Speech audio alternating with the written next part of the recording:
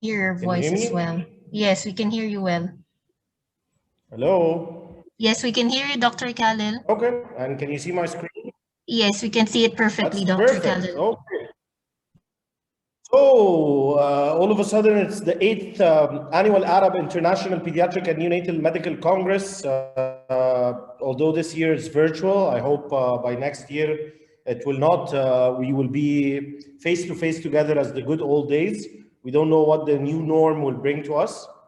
And definitely it is a region's premier event, and it is dedicated to promoting and enhancing quality of care for the children, our children. It has been, I think, an amazing 2 days, and now on the third day with a very diverse agenda, very practical, very to the points. A big thanks to Ma'rifa for spreading the knowledge, bringing people together, and wow, they have done great during the COVID year with 3,200 delegates and 45 speakers, and definitely thank you. And uh, and I'd like to pass my thanks to our Congress Chairman, Dr. Sridhar from Al Zahra Hospital. Thank you very much for helping us. I'd love to thank the scientific committee members and the speakers faculty for working very hard over the past month and making this agenda happen. And last but not least, I'd like to thank Dr. Yasser Hoot as moderating this session. And actually, I'd like to thank the most important part of the game, which is actually the virtual audience. Thank you very much for being there. Thank you very much for being engaged. We know it's not easy. We know fully concentrating all the time. Thank you very much.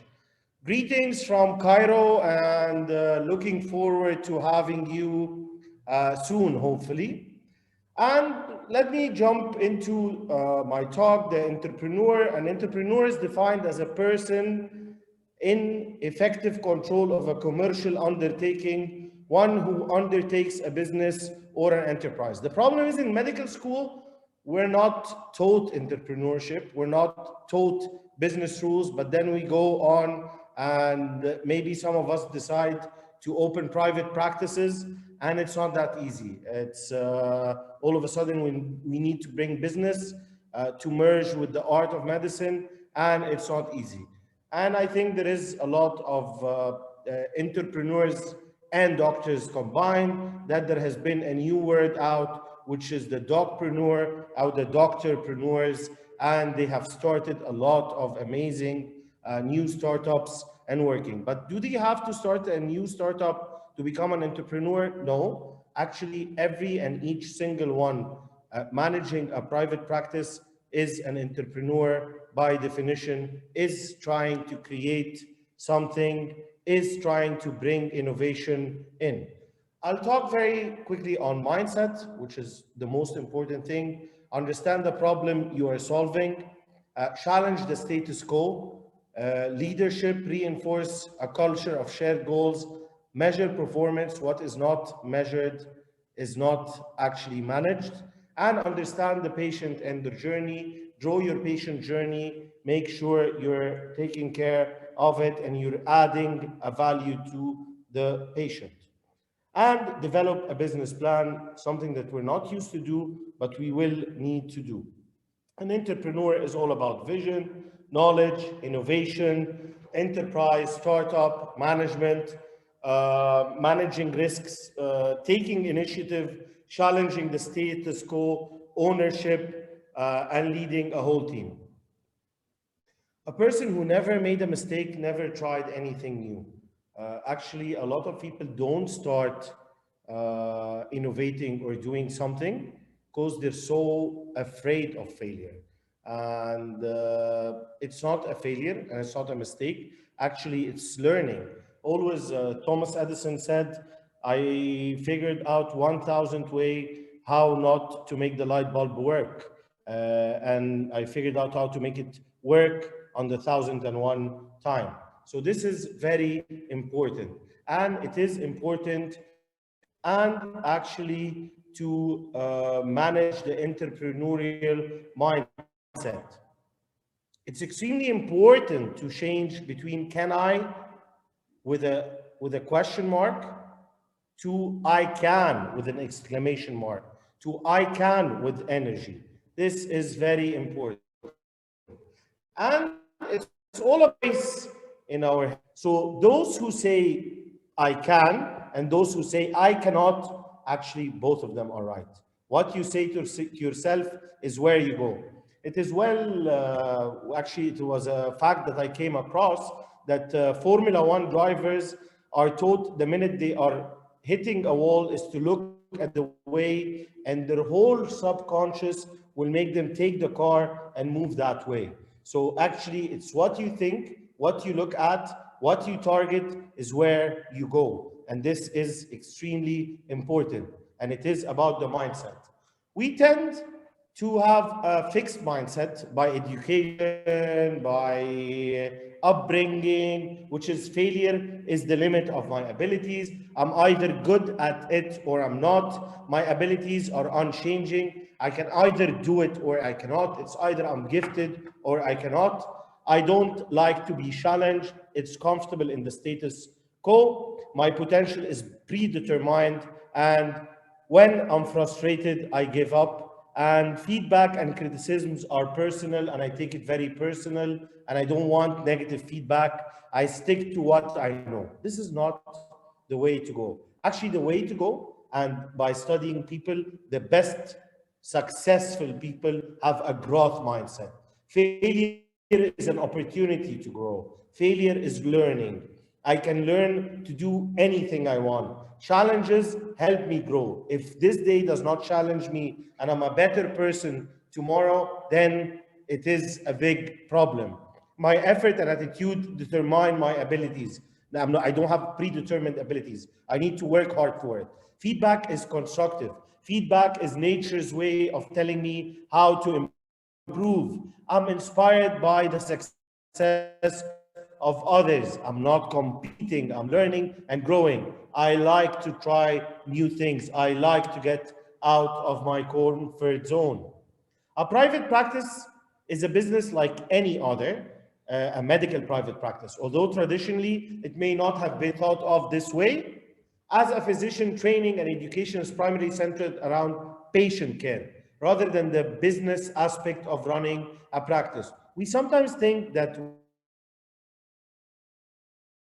the medical practice into a business like we're not offering something good. But no, this is not true at all. You can be fully patient-centered and running a very successful business, bringing the best to the patients.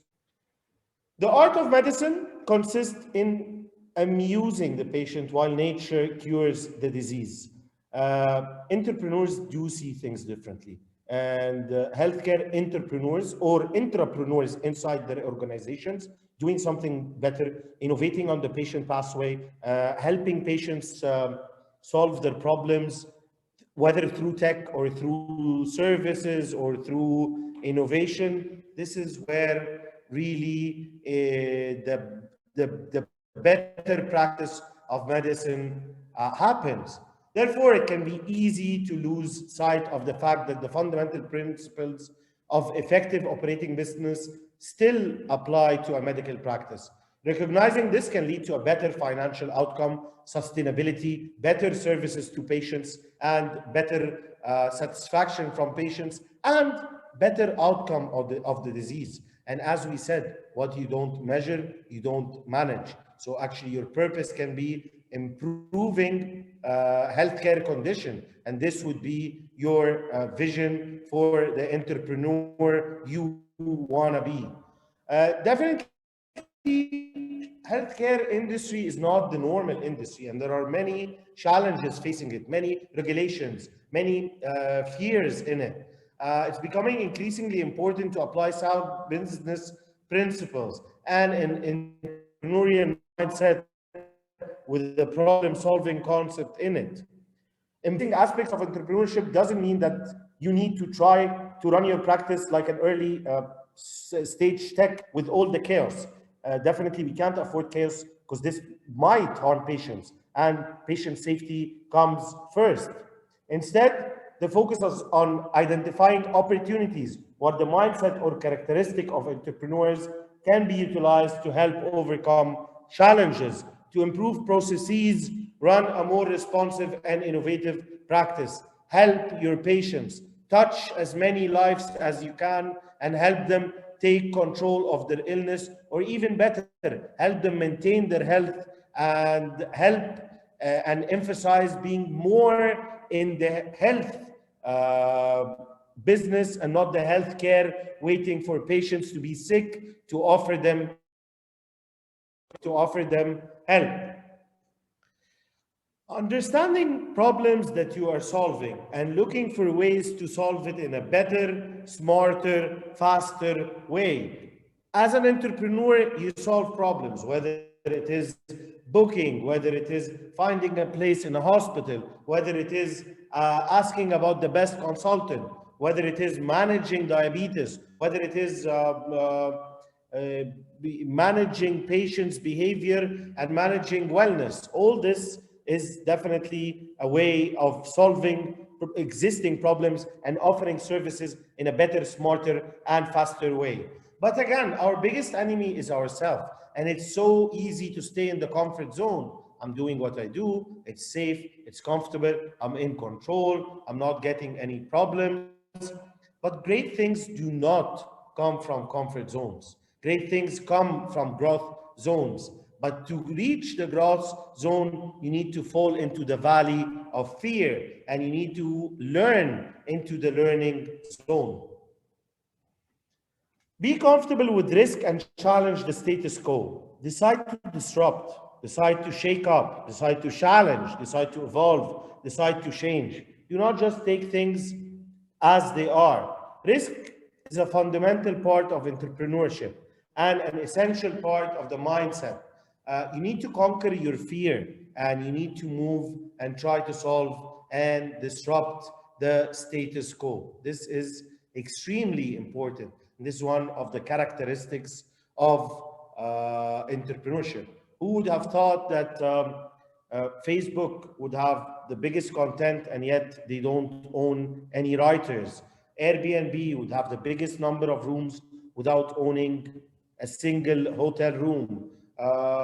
Uber would be the ride-hailing best practice while not owning a single car.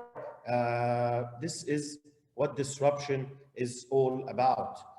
Bookings now do not happen through travel agencies. There is a lot that's being challenged out there. The new norm is coming to a different aspect, whether it's telehealth, whether it's telemedicine, whether it's reaching patients in different channels, whether it's helping patients manage their conditions in different ways. This is extremely important. There will always be a demand for ability, and ability will never catch up with the demand for it. There will always be a demand for innovation. And I think the coming couple of years in the post-COVID era been a demand for change, and the world has never been that ready and accepting change after this year as right now. So this is the time. This is the time to bring the ideas out to life. This is the time to challenge everything. Be nimble, be adaptable. Change in healthcare is to be expected. Change in healthcare is actually happening. It happened. Uh, Over the past year, I'm sure we all practiced medicine in totally different ways. We all seen patient needs unmet. We all have seen problems that can be solved. This is extremely important. And this is where we would really challenge the status quo. And it is better to foresee and adapt to change rather than have it forced upon you. Actually, it's better to write the future instead of having the future be implemented on you. Go, do step by step and leap forward. Do the best you can to help as many lives as you can, to touch as many souls as you can. But I don't think you can change something that big or that drastic if you decide to do it on your own. And hence, the beauty of teamwork. Leadership is a way of thinking, a way of acting, and most importantly, a way of communicating. Communicate to your team. Actually, over communicate to your team. Over the past year, we learned that over communicating is paramount. Go back and reflect. The leaders that we worked with over the past year, actually the ones we remember are the ones that over communicated, gave us assurance during major times of uncertainty. And this is the most important thing. You cannot build something big except if you put the effort. You cannot except if you lead the orchestra and have everyone play his role clearly, giving feedback and pushing forward, sharing a unified goal. Reinforce a culture of shared goals, very important. A top-down leadership model is not sustainable in a complex and highly changeable environment like healthcare. This, I'm your father, I know what's best for you. This way of leadership does not work. But actually, collaboration is the way to go. This distributed leadership model, which encourages individual to make decisions locally that are guided by the practice overall goals, without the need for excessive bureaucracy or top-down intervention. Create an environment where people speak up, create an environment where people give feedback, create an environment where people discuss how we can improve what we're doing. Get it from actually not top down, but down top, from actually down there. The Japanese people and the Kaizen and the quality improvement people, they say go to the Gemba, go to the lowest part in the organization, understand how things are done, understand the pathways. Measure performance. As an entrepreneur, a focus on business outcomes means a very clear understanding of what success looks. You need to have your numbers. You need to have your dashboards. You need to look, if I'm working hard, but this is not translating into success parameters, then this is the ultimate feedback, and I need to work on that very hard. But it is said always in entrepreneurship, it will take double the time you decided for it to take and 10 times the money you decided it needed. All great achievements require time. Understand your patient journey, because this is the key problem solving that you are creating. The patient journey does not start when the patient sees a doctor or goes to do a lab or goes to do a radiology. Actually, the patient journey starts well before the patient walks into a practice and continues long after they have returned home. Make sure that you're not practicing medicine as a form of encounters. Build a relationship with the patient. Make your practice the first in mind. Map out your patient experience. It's important to recognize that patients' needs do not start and end solely with the outcome of their medical treatment, but instead they involve an entire journey that includes multiple factors, such as how easy is it to make an appointment? Even how easy is it to park next to your private practice? How easy is it to reach you? Integration of care with other services. This is what the patient needs. Ongoing access to medical records and information. When they need something, is it easy for them to get it? And patient willingness to self-manage the process. Let the patient manage his process. Follow-up care. This is very important. Reminders, all this. Develop a business plan. A private practice is a business, and every business needs a business plan. Actually, we might not follow the business plan fully because there are force majeures, there are situations, there are pandemics that would come. But without a plan, it's like taking a boat and going to nowhere. You don't have a direction. You need a business. See where are you deviating from your business plan. Your business plan should detail where your practice is now, and very open and honest analysis. Create a SWOT analysis, what you are focused on in the short term, the direction you want to take in the long term, and the strategies that you will take to get there. Not every practice can serve everyone. Know your patient, know whom you're serving, and whom you are helping. This is very important. And to just summarize, every healthcare practitioner is an entrepreneur with the mindset. Keep it as a growth mindset. Understand and annihilate the exact problem you are solving. Challenge the status quo. Don't reach, if it ain't working, don't fix it. There is a lot to be fixed. Leadership, leadership, leadership. You cannot change something unless you have a whole team you are leading. Reinforce a culture of shared goals, share your dreams, measure performance, understand your patient journey, and develop a very clear business plan with all where you are and where you want to go. Thank you very much and good luck in your private practices. Thank you. Thank you very much. This was a very interesting talk, a little bit away from our usual medical talks. I usually every night watch YouTube videos on motivational speeches and top athletes and martial artists and businessmen delivering such motivation speeches. Do you suggest that doctors wishing to take that route of becoming an entrepreneur go through any academic studies, such as a master's in business administration or a master's in leadership or whatever, to kind of improve or have like an academic understanding of what you just talked about? Yes, thank you, Dr. Yasser, for your comment. And definitely, it is good to learn. And I don't think that learning has been as easy as it is in now with all the courses you can bring online. But actually, the best and ultimate way of learning is trying, making baby steps, going very nimble and working and learning from your.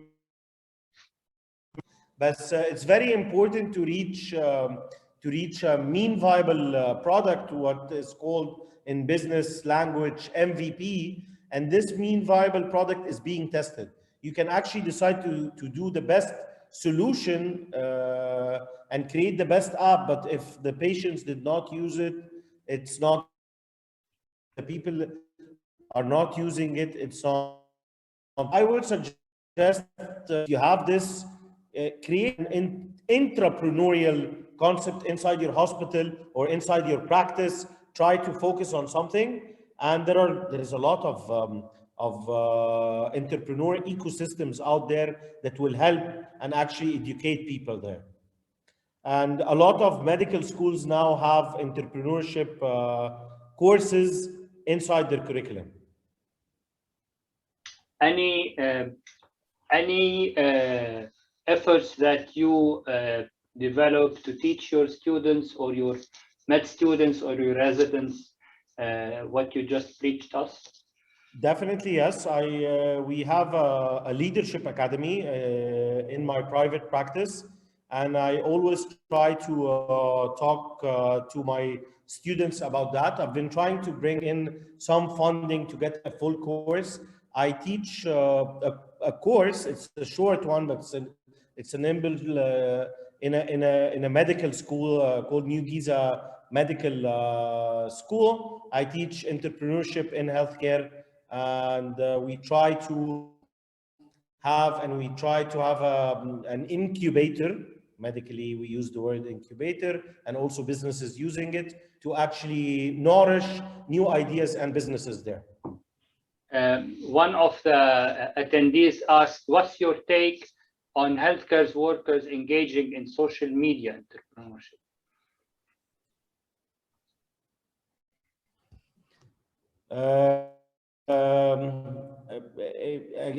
Tough one, huh? Tough one, Dr. Yasser, but I think it's not whether to engage or not, it's how you engage.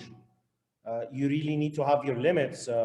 Actually, healthcare doctors are humans, so they would use social media, but you cannot have your private and your work life combined together. if that's the point, which I think is there. Definitely, social media is an amazing way of educating patients. There has been a lot that has been going on in recruiting patients for studies, in educating patients.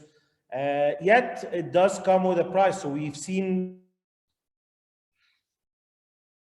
and the infodemic and the misinformation on social media. So the coin has two faces, in my opinion. Yeah. Thank you very much, Dr. Khalil.